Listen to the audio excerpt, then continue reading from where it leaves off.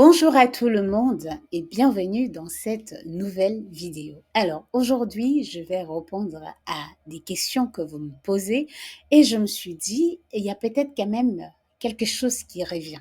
Il y a des personnes qui ont vu les PDF que j'ai parlé sur ces applications sur LinkedIn, mais ils ont envie quand même de voir mes explications avec ce que j'ai l'habitude de faire parce qu'il paraît que quand j'explique, c'est beaucoup plus clair. Donc, ce qu'on va faire sur YouTube, c'est de reprendre les 100 applications qu'on est en train de faire sur LinkedIn. Mais cette fois, je vais tout simplement vous expliquer et un peu imager ce qu'on a derrière chaque concept mathématique que je vous ai présenté avec les applications.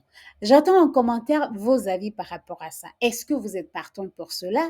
Est-ce que les PDF pour vous ont été suffisantes pour comprendre? Est-ce que les explications derrière, que ce soit la modélisation et tout ce que j'ai mis en place sur LinkedIn vous aident? Ce que je pense aussi en faisant ça, ça va être une façon pour moi de me défendre parce que je pense que dans le PDF, je n'ai pas souvent l'occasion de vous dire à quel point ça reste parfois une modélisation, parfois ce n'est pas très réaliste et je me dis, en faisant la vidéo et en vous parlant de cette application, ça va être quand même bien pour moi en tant que scientifique de me défendre.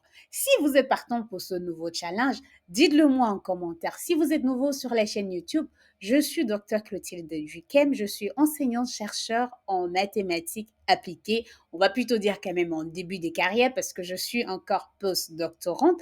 Et aujourd'hui, sur cette chaîne YouTube, je parle des mathématiques et de ses applications. Sur LinkedIn également, je parle des mathématiques et des applications. Je parle surtout de la vulgarisation des mathématiques. Mon domaine, c'est les biomathématiques. C'est pour ça que dans ce challenge, la première vidéo, on a commencé par les mathématiques ou plutôt l'application des mathématiques en biologie. Donc, pour commencer, comment les mathématiques peuvent aider à comprendre la propagation d'une maladie? Comment elles peuvent aider? Donc, le contexte dans ce genre de cas, c'est ceci. Ce sont les modèles SIR. Sans entrer en profondeur, les modèles SIR, en fait, ce sont des modèles épidémiologiques, comme je vous ai dit, c'est en épidémiologie mathématique. Elles sont utilisées pour étudier la propagation des maladies infectieuses. Et alors, de façon simple, on suppose que dans une population, on a des personnes susceptibles, c'est-à-dire des personnes qui n'ont jamais été en contact avec la maladie et qui peuvent s'infecter. On a des individus infectés, c'est-à-dire des personnes qui sont déjà malades et qui peuvent transmettre la maladie. Et on a des individus rétablis, c'est-à-dire qu'ils ont contracté la maladie et par la suite, ils ont guéri. Et donc, on va utiliser un modèle mathématique pour représenter ceci sur la forme des équations différentielles.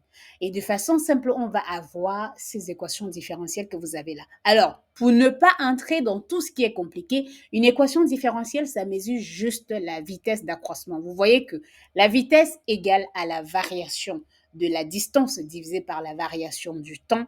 Ici, c'est pareil. Lorsqu'on met la dérivée de S par rapport au temps, on regarde la vitesse d'accroissement des susceptibles par rapport au temps, on regarde l'accroissement des infectés et l'accroissement des personnes établies.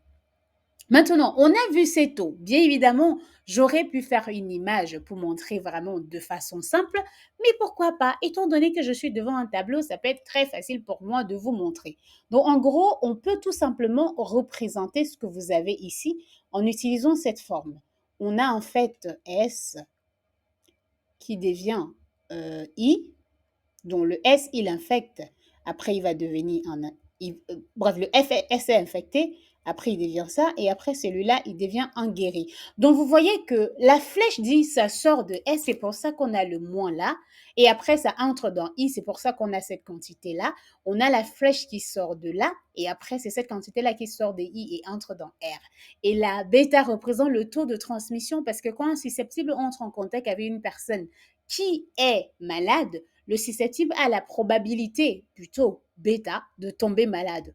Et gamma ici représente le taux de guérison. Lorsqu'une personne est malade, si 1 divisé par gamma est la durée, par exemple, pour guérir, alors à ce moment-là, gamma représente justement ce taux de guérison. Donc, pour aller plus loin, qu'est-ce qu'on fait avec ce type de modèle lorsqu'on est dans le cas un peu comme le cas de Covid? Qu'est-ce qui se passe? On calcule en fait ce qu'on appelle le nombre de reproductions de base, ou plutôt le taux de reproduction de base qui représente le nombre moyen de personnes qu'un individu infecté va contaminer dans une population qui est constituée entièrement de susceptibles. En calculant ce taux-là, on retrouve tout simplement R0 égale à bêta sur gamma.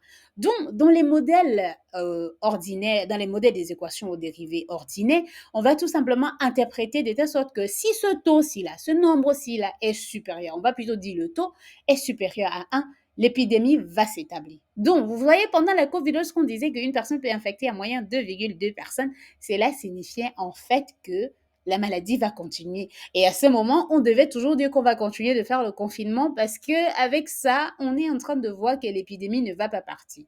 Mais lorsque le R0 il est inférieur à 1, l'épidémie va diminuer jusqu'à s'éteindre dans la population. Par exemple, si on prend bêta égale à 0,3 et gamma égale à 0,1, le R0 égale à 3. Ceci signifie que chaque personne infectée contaminera en moyenne 3 personnes. Donc, si rien n'est fait, la maladie donc va continuer de se propager car le R0 justement est supérieur à 1. Donc, pour rappel, et pour rappeler que ce sont des modèles avec des limites, limite, ça veut tout simplement dire que c'est une représentation de la maladie. On peut mettre plein d'autres choses. On peut avoir des personnes qui sont dans l'état asymptotique, des personnes qui ne présentent pas des symptômes, c'est-à-dire dans l'état de latence. On peut avoir des personnes vaccinées. On peut avoir autant de cas. Bien évidemment, on peut encore améliorer ces modèles. C'est pour ça qu'on continue d'ailleurs de faire la recherche. Donc, conclusion, les modèles SIR ou le paramètre clé R0 permettent de comprendre, d'utiliser les mathématiques pour comprendre la propagation d'une épidémie, pour pouvoir anticiper et mettre en place les mesures nécessaires pour contrôler ces maladies-là. Donc, si vous avez trouvé une application, si vous avez trouvé l'application intéressante, je vous demande donc, ou je vous invite donc à vous abonner à la chaîne YouTube pour ne pas manquer les vidéos comme ça. Et aussi, vous pouvez aller vous abonner à mon compte LinkedIn pour suivre. Et désormais, je suis sur TikTok, toujours avec le nom Tio Academy. Donc, merci d'avoir écouté cette vidéo et à très bientôt.